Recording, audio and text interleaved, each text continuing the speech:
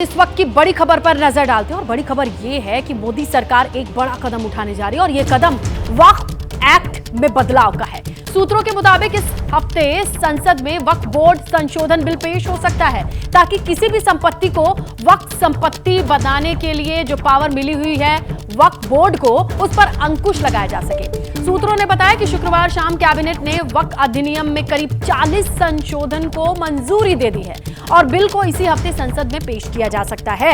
यानी कुल मिलाकर के वक्फ बोर्ड के पावर्स को कम करने के लिए 40 संशोधन किए गए हैं। वक्फ बोर्ड अधिनियम पुराना अधिनियम है और इसमें बदलाव के लिए 40 संशोधन की मंजूरी और अगले हफ्ते इसे सदन में पेश किया जा सकता है। ये बड़ा मामला होगा।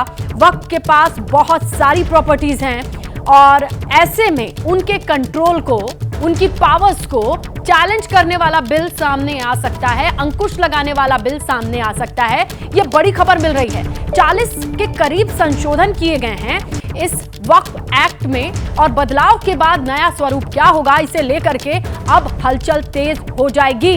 इसी हफ्ते संसद में पेश होगा वक्फ बोर्ड के पावर्स में कटौती वाला यह बिल, जिसे लेकर के संशोधन पर चर्चा हो चुकी है, वो पॉइंट्स लाए जा चुके हैं। सूत्रों ने बताया कि शुक्रवार शाम को कैबिनेट की एक बैठक हुई और इस बैठक में वक्फ अधिनियम में 40 के करीब जो चेंजेस हैं, जो संशोधन है, उसको मंजूरी दी गई और इसी हफ्ते संसद में इसे पेश किया जा सकता है।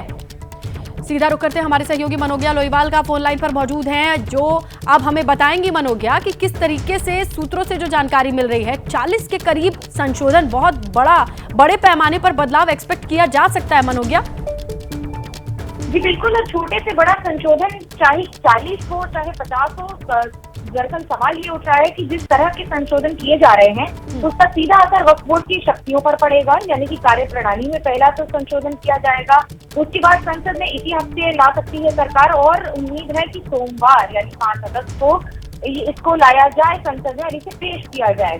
हालांकि इस पर अभी ऑपोजिशन से तो सवाल उठने शुरू हो गए हैं, लेकिन आपको 3 बातें इसकी महत्वपूर्ण बता देती हूँ। 3 प्रस्तावित संशोधनों के अनुसार वक्फ बोर्ड द्वारा की गई जितनी भी संपत्तियों का दावा है वो अनिवार्य रूप से सत्यापन का प्रस्ताव दिया जाएगा। इसके अलावा दूसरा सबसे महत्वपूर्ण पॉइंट ये है कि सक्रिय जमीन जितनी भी है वक्फ बोर्ड के पास वो इसके दायरे में फिलहाल कितनी आएगी, इस पर अभी कोई पुष्टि नहीं हो पाई है। तीसरा सबसे महत्वपूर्ण पॉइंट ये है कि वक्फ बोर्ड के पास आज की तारीख में करीब 8.7 लाख संपत्तियां हैं, जिसका क्षेत्रफल आप मानिए कि करीब 9 लाख एकड़ है पूरे देश में। और इसका सीधा असर इस पर होगा कि नहीं, इसकी अभी तक पुष्टि नहीं हुई है, पर यह बात साफ है कि इन संशोधनों के साथ जिस तरह से वक्फ बोर्ड पहले अपनी किसी भी जमीन को अपने दायरे में ले सकता था, उस पर जरूर गतिविधियों पर रोक लग जाएगा। बिल्कुल, और देखते हैं कि किस तरीके से ये बिल सामने आता है, क्या चेंजेस होते हैं। मनोज्ञा, शुक्रिया जानकारी के लिए। तो वक्फ बोर्ड को लेकर के कोई बड़ा बदलाव, इसके संकेत मिल रहे हैं और सोमवार से ज्यादा तस्वीर साफ हो जाएगी। आइए आगे बढ़ते हैं और बात करते हैं जहां अयोध्या में मासूम बच्ची के संग हुए गैंगरेप मामले में जो अपडेट है। यानी कुल मिलाकर कह सकते हैं कि अयोध्या में जो लड़ाई है DNA नार्को टेस्ट पर आई है। ऐसा है क्या?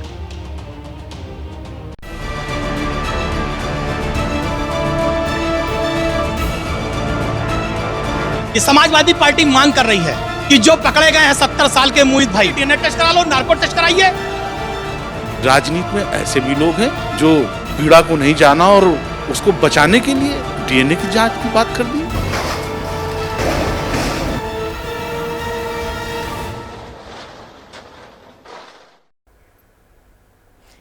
तो देखिए, अयोध्या में मासूम बच्ची के साथ गैंगरेप मामले पर योगी आदित्यनाथ सरकार एक्शन मोड में है। ये तो हम देख रहे हैं। गैंगरेप के जो आरोपी हैं और समाजवादी पार्टी के नेता हैं मोहित खान की बेकरी पर प्रशासन का बुलडोजर चला। अब लेकिन इसे लेकर के राजनीति तेज हो गई है। किस तरीके से, इसी से जुड़ी बड़ी खबर है आपके सामने रखें। समाजवादी पार्टी के मुखिया अखिलेश यादव ने आरोपियों के नार्को और DNA टेस्ट की मांग की है। शिवपाल यादव ने भी इसका समर्थन कर दिया है, जिसके बाद बीजेपी नेताओं ने समाजवादी पार्टी नेताओं पर हमला बोल दिया है। यानी कुल मिलाकर के कि कौन सच बोल रहा है, कौन झूठ बोल रहा है, अब बात इस पर टिक गई है। एक 12 साल की बच्ची प्रेग्नेंट होती है और उसके बाद ये पूरा मामला सामने आता है और अब इस पर राजनीति इतनी बढ़ गई है कि कहा जा रहा है DNA टेस्ट कीजिए, नार्को टेस्ट कीजिए। समाजवादी पार्टी मांग कर रही है कि जो पकड़े गए हैं 70 साल के मोहित भाई, सर्विलांस की जितनी भी प्रक्रिया है उसकी जांच होनी चाहिए। भाई बात करते रहेंगे तो सीडीआर में आएगा ना, उस बच्ची से बात करते हुए डीएनए टेस्ट करा लिया जाए। समाजवादी पार्टी मांग करिए डीएनए टेस्ट करा लो, नार्को टेस्ट कराइए। और अगर मोहित के सारे साक्ष्य प्रमाण मिल रहे हैं तो मैं न्यायालय से मांग करता हूं, सरकार से मांग करता हूं, कठोर से कठोर सजा दिलाई जाए कि नजीर बन जाए। नार्को टेस्ट होना चाहिए, मोहित का भी होना चाहिए, उस परिवार का भी होना चाहिए जो मुकदमा लिखाने वाले लोग हैं। पता तो लगे कि क्या हो रहा है, राजनीति हो रही है कि परिवार के न्याय की लड़ाई हो रही है। हम इस घटना की निंदा करते हैं। पहले तो कार्रवाई करे, कार्रवाई करके पुलिस ही यहाँ का जांच करे। हमारे जो वहाँ के समाजवादी पार्टी के प्रवक्ता हैं पवन पांडे, जो उन्होंने कहा है कि नार्को टेस्ट, ये इस तरह की अगर राजनीति करेंगे तो हम तो कहेंगे इनका तो नार्को टेस्ट करा लो, पीड़िता का इनका भी करा लेना। इसका समर्थन करता हूँ मैं, पवन पांडे ने कहा है तो नार्को टेस्ट करा लें।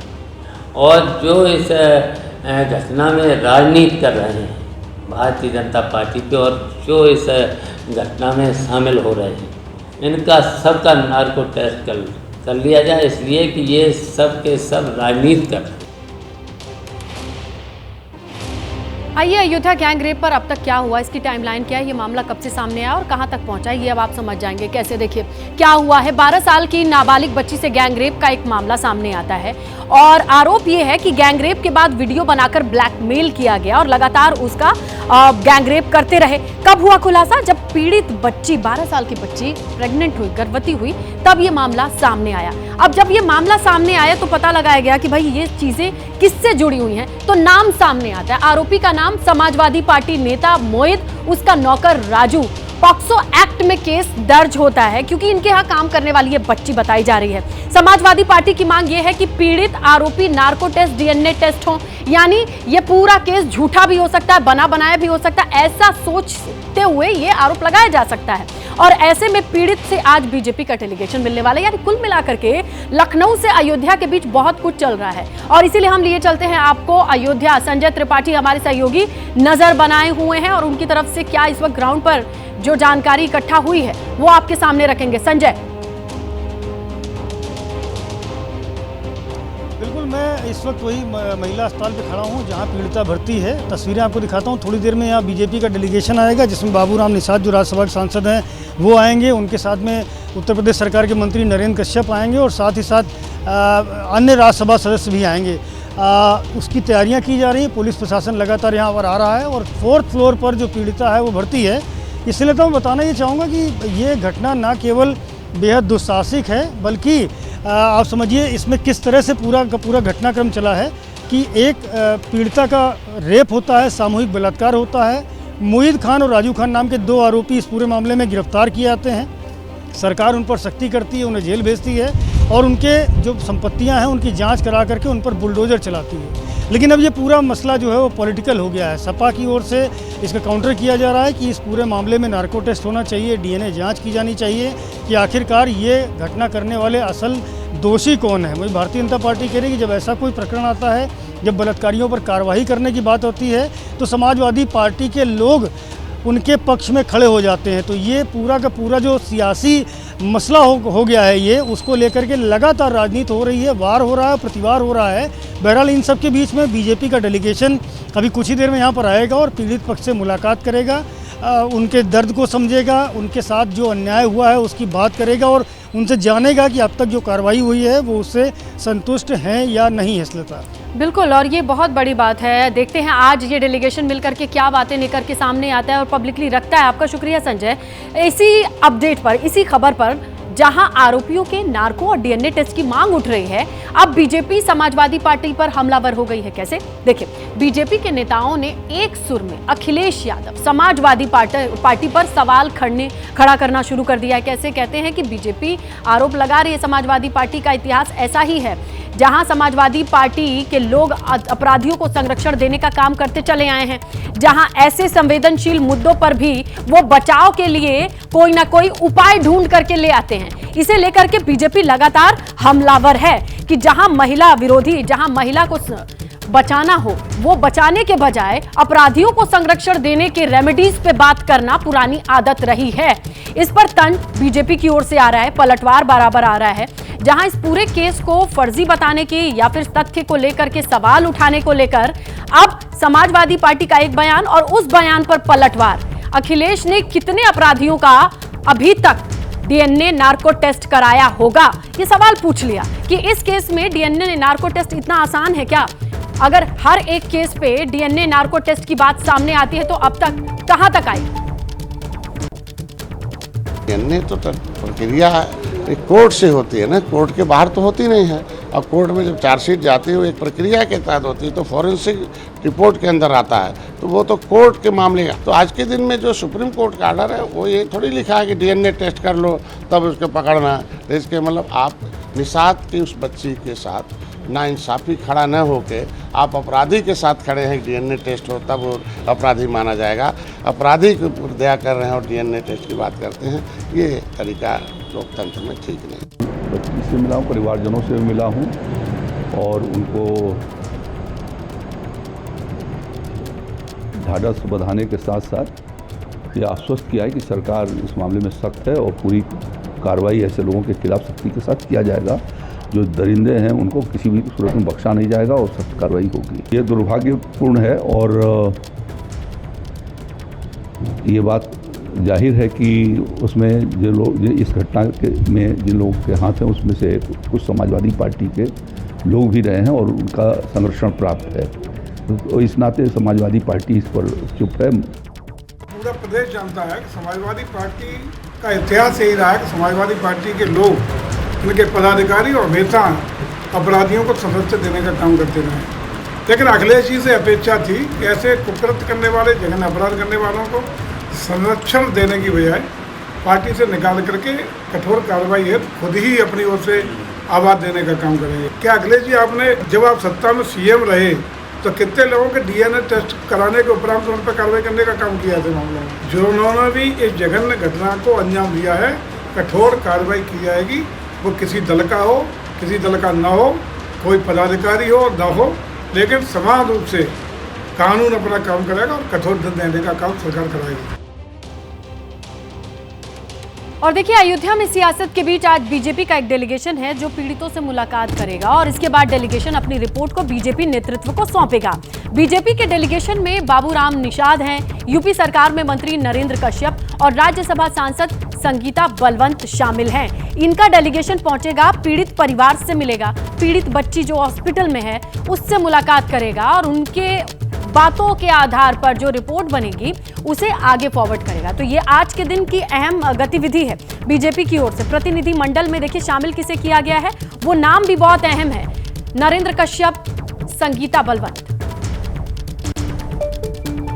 अयोध्या में जिस तरह की नाबालिग के साथ घटना सामने आई उसने पूरे देश को ही शर्मसार कर दिया है और खासकर अगर बात करें तो बीजेपी का कल एक डेलीगेशन अयोध्या में पीड़ित परिवार से मिलने जा रहा है और उसकी अगुवाई बीजेपी से राज्यसभा सांसद बाबूराम निषाद जी करेंगे। वो हमारे साथ बात करने के लिए मौजूद हैं। सर, जो कल डेलीगेशन जा रहा है इसमें कितने लोग रहेंगे और पीड़ित परिवार से मिलकर उसकी रिपोर्ट भी शीर्ष नेतृत्व को सौंपने की बात कही गई है, तो क्या कुछ आपके उम्मीदें जो हैं वो परिवार से आप किस तरह से ढाढ़स बनेंगे? मेरे साथ में उत्तर प्रदेश सरकार के मंत्री नरेंद्र कश्यप जी और मेरी राज्यसभा की सांसद संगीता बलवंत बिंद, हम 3 लोग अयोध्या जा रहे हैं। बहुत ही अन्याय हुआ है। 12 साल की बेटी और उस मत्स्य कन्या के साथ, बेटी के साथ जो दुराचार हुआ है, और जब भी ये घटना ओपन होकर आई तो पूरे समाज और देश ने इस चीज़ को जाना। और जब उसमें एक चीज़ मेन जो व्यभिचारी है वो सपा का जब नेता निकला, नगर अध्यक्ष निकला, और वहाँ का तथाकथित राजा घोषित जो जीता है उसका सहयोगी और सपोर्टर निकला, बहुत करीबी निकला। जब नियमतः प्रदेश की सरकार कार्रवाई कर रही है और कार्रवाइयाँ उस पर अमल पे आ रही हैं, और इसी बीच में कहना है डीएनए की जांच, अरे दुर्भाग्य, ऐसे नेता कि प्रथम दृष्टया जब उसकी नियमतः जांच हो रही है और चीख चीख के वो बच्ची बोल रही है, परिवार बोल रहा है, तब इसी मध्य डीएनए की बात करना, मुझे नहीं लगता कि राजनीति में ऐसे भी लोग हैं। तो कल मंत्री संजय निषाद मिल के आए पीड़ित बच्ची से और फूट फूट कर रोने लगे मीडिया से बातचीत के दौरान। आज डेलीगेशन जाएगा और क्या कहता है, इस पर निगाहें रहेंगी। आइए आगे बढ़ें और बात करें कि देश का आधा हिस्सा सैलाबी सितम और जिंदगी की जंग लड़ रहा है, उसकी तस्वीरें आपके सामने होंगी।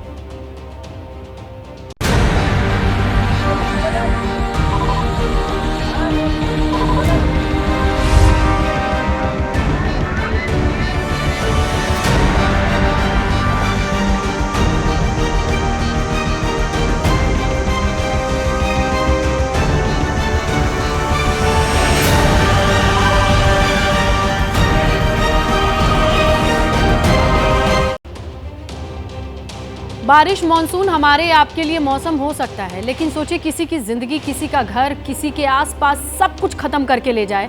ऐसी ही मुसीबत देश के आधे हिस्से में है। पहाड़ी इलाकों में जहां बादल फट रहे हैं, तो मैदानी इलाकों में सैलाब से लोगों की जिंदगी पूरी तरीके से बहती दिखाई दे रही है। जल अटैक ऐसा है कि राज्यों में हाहाकार मचा हुआ है। मुसीबत का जो सैलाब है कैसे आया है, बेहिसाब तबाही लाया है। पहाड़ से मैदान तक हर जगह पानी ने कर्फ्यू लगा दिया है। उत्तर भारत में इस वक्त बर्बादी की बारिश बेतहाशा हो चुकी है। झारखंड, मध्य प्रदेश से लेकर महाराष्ट्र तक इतना पानी कि लोग समझ नहीं पा रहे घर से निकले कैसे, और जब घर में पानी आ जाए तो सिर छुपाने के लिए जाएं कहां। ये तमाम चीजें, ये तमाम तस्वीरें इस बात को बयां करने के लिए काफी हैं, समझने के लिए काफी हैं। जो लोग भी सुरक्षित दूर से देख रहे हैं जहां बारिश नहीं है, वो बस अंदाजा लगा सकते हैं। ऐसे में चलिए ग्राउंड का रुख करते हैं, जहां पानी से, जहां बादल फटने से, जहां लैंडस्लाइड से सब कुछ उजड़ चुका है। सोनप्रयाग से दीपक रावत हमारे सहयोगी हैं, केरल वायनाड से आशीष हैं। सबसे पहले केरल का रुख कर लेते हैं। आशीष, अब तो लगभग एंड स्टेज पे बताया जा रहा है कि जो रेस्क्यू ऑपरेशन है, वहां की तस्वीरें क्या धीरे धीरे सुधरने लगी हैं, या यूं कहें कि अब राहत शिविर में लोग थोड़ा सेफ फील कर रहे हैं?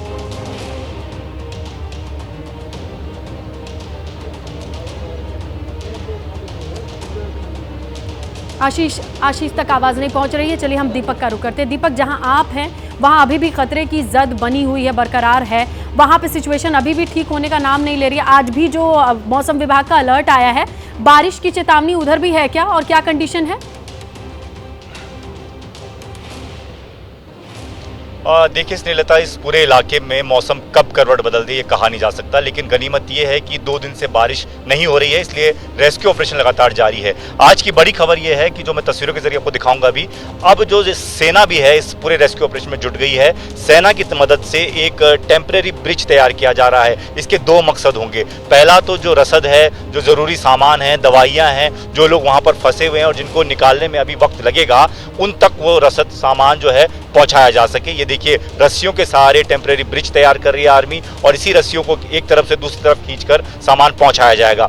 दूसरी जो कोशिश होगी आर्मी की तरफ से वो ये कि इसको थोड़ा सा और मजबूत बनाया जा सके, ताकि यहाँ से लोगों को भी खींचकर निकाला जा सके। क्योंकि अभी तक जो लोग आ रहे हैं, उसकी तस्वीर मैं आपको दिखा दूं, अभी जो लोग आ रहे हैं ऊपर पहाड़ी से, यानी कि बहुत ऊपर चढ़ना पड़ता है, और फिर वहाँ पर जो एनडीआरएफ एसडीआरएफ के जवान लगातार लगे हुए हैं और रस्सियों के सहारे उन लोगों को नीचे निकालते हैं। वो बहुत खतरनाक स्थिति है, क्योंकि वहाँ से आना इतना आसान नहीं है। वो अभी भी आपको आते हुए इसलिए नजर आ रहे हैं क्योंकि बारिश नहीं हो रही। अगर बारिश होगी तो मलबा गिरने का डर रहता है, पत्थर गिरने का डर रहता है। ऐसे में उस रास्ते से आना बहुत मुश्किल हो जाएगा। यही वजह है कि तमाम विकल्पों को तलाशा जा रहा है। प्रशासनिक अधिकारी लगातार यहाँ पर जुटे हुए हैं और कोशिश कर रहे हैं कि अलग अलग जरिए से उन तमाम लोगों को नीचे लाया जा सके। अभी तक की जो संख्या है वो बताया जा रहा है कि करीबन 9000 से ज्यादा लोगों को रेस्क्यू किया जा चुका है। 1000 से ज्यादा संख्या में लोग अभी भी ऊपर फंसे हुए हैं, चाहे वो गौरीकुंड की बात करें, चाहे भीमबली की बात करें, लिंचोली की बात करें, या खुद केदारनाथ मंदिर में भी जो पंडित हैं वो भी अभी वहां पर मौजूद है। हालांकि ऊपर स्थिति अभी ठीक है, लेकिन तमाम कच्चे रास्ते टूट चुके हैं और इन लोगों को लाना बस भगवान भरोसे ये है कि बारिश नहीं हो रही है, और यही प्रार्थना रहेगी कि बारिश ना हो, क्योंकि उसके बाद सिचुएशन और बुरी हो जाएगी। लेकिन बारिश हो रही है कहाँ? महाराष्ट्र में, चाहे हिमाचल की बात कीजिए, वहां से खबरों का सिलसिला रुक नहीं रहा है। जिस तरीके के डिजास्टर की तस्वीरें आ रही हैं, तो चलिए आसमान की मार कहां कहां कितनी नुकसान के साथ तस्वीरें लाई है, उस क्रम में हिमाचल प्रदेश का नाम ले लेते हैं, जहां समेज गांव में 36 लापता लोगों के ढूंढने का आज चौथा दिन है। ये काम शुरू हो गया है। बुधवार रात बादल फटने के बाद तबाही आई, लोगों के गायब होने की खबर मिली, तस्वीरें मिली। जिला प्रशासन ने कल एक मीटिंग में मलबे की खुदाई के लिए मशीनों को बढ़ाने का फैसला लिया है। लोगों की तलाश के लिए सेना ने स्निफर डॉग्स का भी सहारा लेना शुरू किया है। नाले के उस पार जहां मशीन नहीं पहुंच पाई थी, वहां आज मशीन पहुंच गई। ये अपडेट है। इतना ही नहीं, जो घर टूटे हैं उनका मलबा हटा करके लोगों को ढूंढने की गुंजाइश ढूंढी जा रही है कि अगर मलबे में दबा अभी भी कोई हो तो उसे ढूंढा जा सके। कुल मिलाकर के बीच में उफनाता नाला और भारी मशीन को पहुंचाने की जो चैलेंजेस थे उससे पार पाया गया है। देखिए, हिमाचल प्रदेश में शिमला, मंडी, कुल्लू में रेस्क्यू ऑपरेशन बदस्तूर जारी है। लगातार कोशिश की जा रही है, राहत और बचाव काम भी चल रहा है। बादल फटने से अब तक 8 लोगों की मौत हो चुकी है, ये आंकड़ा भी सामने है। जहां 47 लोग अभी भी गायब हैं, उन्हें ढूंढने की कोशिश चल रही है। और उसी की बात की ये तस्वीरें हैं जहां अभी भी रेस्क्यू ऑपरेशन चलाया जा रहा है, पूरे फुल फ्लेज फोर्स के साथ चलाया जा रहा है। जहां कोई भी गुंजाइश हो किसी के भी बचने की तो उसे बचाया जा सके। शिमला से हमारे सहयोगी सचिन हैं और उनका रुख करेंगे। वायनाड से भी हमारे सहयोगी जुड़े हैं। धीरे धीरे एक एक करके हम सबके पास जाएंगे, लेकिन हम जब बात कर रहे हैं शिमला की, हिमाचल प्रदेश की, तो सचिन के पास जाते हैं और जानते हैं कि दिन ब दिन बीतते अब थोड़ी बहुत खबरें आ रही है कि लोगों को बचाया गया है। कल का सबसे डिफिकल्ट रेस्क्यू क्या था और आज क्या सिचुएशन है सचिन?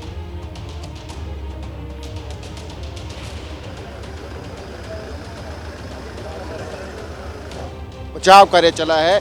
यहाँ कुल 36 लोग लापता हैं और पिछले 3 दिन जो बचाव कर्मी हैं उनको कोई कामयाबी नहीं मिली है लोगों को ढूंढने में। तो आज चौथे दिन प्रशासन ने जो काम है उसमें तेजी लाई है। नंबर ऑफ मशीन्स बढ़ाई गई हैं। सामने आप देखेंगे तो सामने एक एक्सकावेटर से ये ज़मीन खोदी जा रही है। इससे आगे थोड़ा और जो है इस घाटी की तरफ एक और मशीन लगाई गई है और कुछ एक मशीनें अभी रास्ते में है, क्योंकि यहाँ मशीन पहुँचाना भी एक बहुत बड़ा काम है, टास्क है, क्योंकि रास्ता ख़राब है। तो कुछ एक मशीनें जो हैं रास्ते में हैं अभी।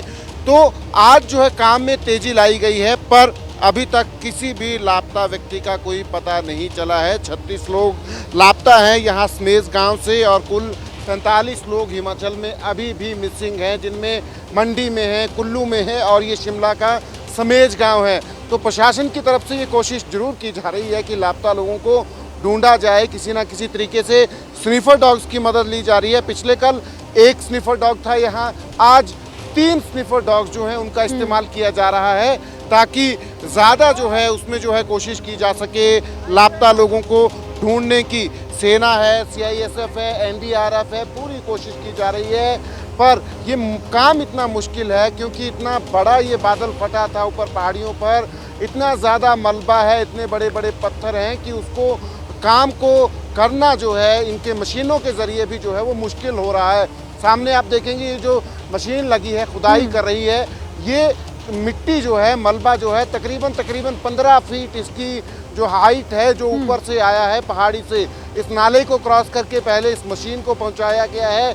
बीच में जो है रास्ता बनाया जा रहा है इन मशीनों के लिए ताकि आगे और इन मशीनों को ले जाया जा सके। और सचिन, ऊपर से जो बारिश का अलर्ट है वो डरा रहा है। कभी भी अगर बारिश हो गई तो जिस भी स्पीड में ये काम चल रहा है ये ठप जाएगा और इसके साथ और डर बन जाएगा कि कहीं और खतरा ना आए, उस हिसाब से कैसे मूव किया जाए, ये चैलेंज तो है। आइए वायनाड पर आते हैं, जहां आपदा के 6 दिन बीत चुके हैं, जिंदगी अभी भी बेबस है। बचाव दल हाईटेक से हाईटेक तकनीक का इस्तेमाल कर रहा है। कहीं रडार के जरिए खोजा जा रहा है तो कहीं ड्रोन से नजर घुमाई जा रही है, दूर से देखा जा रहा है। लेकिन पूरा वायनाड छठे दिन भी तबाही के निशान और इस सदमे से उबर नहीं पाया है। इस हादसे में 361 आज का आंकड़ा है, जहां जान गंवाने वाले लोगों की संख्या में इजाफा हर दिन है। 200 लोग अभी भी मलबे में दबे हो सकते हैं जिनकी तलाश की जा रही है और तलाश करने के लिए इंडियन एयरफोर्स, कोस्ट गार्ड, जितने भी हमारे फोर्सेस हैं वो कोशिश में लगे हुए हैं। आशीष का रुख करते हैं और उनसे समझने की कोशिश करते हैं। आशीष, बढ़ते दिन के साथ जिंदगी के बचे होने की गुंजाइश बड़ी कम होती जाती है, बहुत कड़वा सच है, लेकिन अब ये सेना भी मान करके ढूंढ रही होगी और राहत बचाव का काम कर रही होगी। चैलेंजेस क्या आ रहे हैं, जरा समझाइए। देखिए, चैलेंजेस डेब्री है, काफ़ी थिक डेब्री का जो लेयर है वो पूरे गांव के ऊपर और पूरे जो घरों के ऊपर है। कई जगहों पर 10-10 फीट और 12-12 फीट तक डेब्रीज हैं। हम इस समय देखिए आपको दिखाना चाहेंगे, ये नदी के ऊपर का हिस्सा है चुरलमला गांव के, और यहाँ भी डेब्री आप देख सकते कैसे घरों के अंदर तक पहुँची है। ये नदी से कम से कम मेरे को लगता है कि 200 मीटर दूर होगा, और यहाँ भी आपको मलबे का अंश नज़र आएगा। अभी भी आप देख सकते कैसे सारे घरों में ताले लगे हैं, दुकानें बंद हैं। यहाँ पर कोई रहवासी जो है लोकल्स अभी तक वापस नहीं आए हैं। यहाँ पर सिर्फ आपको वॉलंटियर्स मिलेंगे, रेस्क्यू के लोग करने वाले लोग मिलेंगे, ऑफिसर्स मिलेंगे और मीडिया वाले लोग मिलेंगे। पूरा गांव जो है इसी तरीके से मलबे में दबा हुआ है या मलबे में छिपा हुआ है, या इसी तरीके से यहाँ पर यहाँ के लोग बाहर जा चुके हैं। पीछे अभी हमारे जो हैं केंद्रीय मंत्री हैं सुरेश गोपी, वो यहाँ आए हैं। ये त्रिशूर से सांसद है, केंद्र में मंत्री हैं, वो यहाँ आकर जो है स्थिति का मुआयना किया है। अगर हम सेना की बात करें तो सेना ने ख़ास तौर पे 2 ड्रोन्स, 2 रडार सिस्टम जो है उसको गाज़ियाबाद से, यूपी के गाज़ियाबाद से, हिंडन एयरबेस से यहाँ पर उसको एयरलिफ्ट किया है। इन 2 ड्रोन्स की खासियत है कि मलबे के नीचे 30 मीटर की गहराई तक किसी भी चीज़, शख्स को देख सकते हैं, ढूंढ सकते हैं। तो पूरी कवायद जो है, अगर कोई शव मलबे के नीचे दबा हुआ है तो उसको ढूंढकर उसको जो उसका दाह संस्कार है या उसको जो लास्ट राइट्स हैं एक शव के, एक शख्स के, उसको पूरा किया जाए, इस पर पूरी कवायद है। मृतकों का आंकड़ा 300 से पार है, 206 अभी भी मिसिंग हैं। 92 रिलीफ कैंप हैं, 10,000 से ज़्यादा लोग रिलीफ कैंप में हैं। तो 6 दिन के बाद भी स्थिति, मौसम खुला है लेकिन स्थिति की अगर बात करें तो रहवासी अभी भी गांव से, अपने घरों से बाहर है, रिलीफ कैंप पर रहने को मजबूर हैं, और अब पूरी कवायद जो है वो शवों को ढूंढने की है। बिल्कुल, और इसके बाद कब ये घरों के ताले खुलेंगे और इस तरीके की स्थिति बन पाएगी कि लोग कम से कम अब राहत शिविरों से हटके अपने घरों की ओर देखना शुरू करें, नुकसान का आकलन हो पाए, भरपाई की कोशिश हो पाए, तब जाके कहीं जिंदगी पटरी पर आने की सोची जा सकती है ना। चलिए आप नजर बना के रखिएगा। अब बात कर लेते हैं महाराष्ट्र की। महाराष्ट्र के कई जिलों की बारिश का ऑरेंज अलर्ट। ऑरेंज अलर्ट का मतलब समझते हैं, आपके घर में रहिए, सुरक्षित रहिए, बाहर मत जाइए। पुणे, नासिक ऐसी जगह है जहां जोरदार बारिश के बाद बाढ़ के हालात ऑलरेडी हैं। पुणे के खरसक वासला बांध से पानी छोड़ा गया है और इतने इलाकों में पानी भर भी गया है। अब पुणे नगर निगम को अलर्ट कर दिया गया है। मुंबई की बात कीजिए, जोरदार बारिश का अलर्ट जारी किया गया है। यानी कुल मिलाकर के तो जमीन पर जितना पानी है, मौसम विभाग ने लोगों के माथे पर शिकन ला दिया है कि और पानी बरसेगा। अब कहां जाएंगे, क्या करेंगे, समझ से परे है। नम्रता हमारी सहयोगी हैं, उनके पास चलते हैं, जानकारी लेते हैं कि अभी तक जितना पानी है और मौसम विभाग की चेतावनी, कुल मिलाकर के कोई तैयारी दिखाई दे रही है ग्राउंड पर? कैसी सिचुएशन है नम्रता? देखिए स्नेहलता, मुंबई में मौसम विभाग ने ऑरेंज अलर्ट दिया है, लेकिन स्थिति जो है गंभीर है पालघर और पुणे के लिए, जहां पर रेड अलर्ट दिया गया है। पुणे में एनडीआरएफ की 2 टीम जो है उनको तैनात किया गया है। खड़कवासला बांध से 27,000 क्यूबिक पानी जो है वो छोड़ा गया है, तो आसपास के इलाकों को पहले अलर्ट मोड पर रखा गया है। पिछली बरसात में हमने देखा कि पुणे के एकता नगर में स्थिति बहुत ज़्यादा गंभीर हो गई थी, तो पहले ही पुणे महानगर पालिका ने भारतीय सेना से मदद मांगी है, उनको डिप्लॉय करने की बात की गई है। पालघर की अगर बात करें तो पालघर में बीती रात से तेज बरसात जारी है, तो वहाँ पर कुछ इलाकों में जल जमाव की स्थिति देखने मिल रही है। मुंबई में गनीमत यह है कि फिलहाल बरसात रुकी हुई है, लेकिन 12:30 बजे के करीब 14 फीट तक के हाई टाइड की बात की गई। अगर बरसात तेज होती है तो मुंबई के निचले इलाकों में भी जल जमाव जो है वो देखने मिलेगा। गनीमत यह है कि आज रविवार का दिन है, छुट्टी का दिन है, तो लोगों को खासा परेशानी नहीं होगी। लेकिन महाराष्ट्र की नासिक की बात करें, सातारा की बात करें, वहां पर लगातार नदियों का जलस्तर बढ़ता जा रहा है। नासिक के गोदावरी जो नदी है वो अपना हाई लेवल क्रॉस कर चुकी है। गोदावरी घाट पर जो तमाम मंदिर हैं वो पानी के अंदर डूब चुके हैं। सातारा की बात करें तो वहां की नदियों का जलस्तर बढ़ा है। नदी के आसपास के इलाकों को नगर पालिका ने जो है अलर्ट मोड पर रखा है। इसलिए कर रहे हैं क्योंकि कागजी तौर पे जहां रेड अलर्ट होता है वो नियम कहता है कि उस जगह को लोगों को छोड़ देने में ही भलाई होती है, लेकिन छोड़ के जाएं कहां? इसकी तैयारी क्या मुफीद है? इसके अकॉर्डिंग कुछ अकोमोडेशन के मद्देनजर कुछ दिखाई दे रहा है ग्राउंड पे? क्योंकि रेड अलर्ट है, रेड अलर्ट है हम कहते रहें, वहां पर जब तबाही आ जाए, लेकिन रेड अलर्ट का मतलब तो ये कि आप छोड़ दीजिए उस जगह को।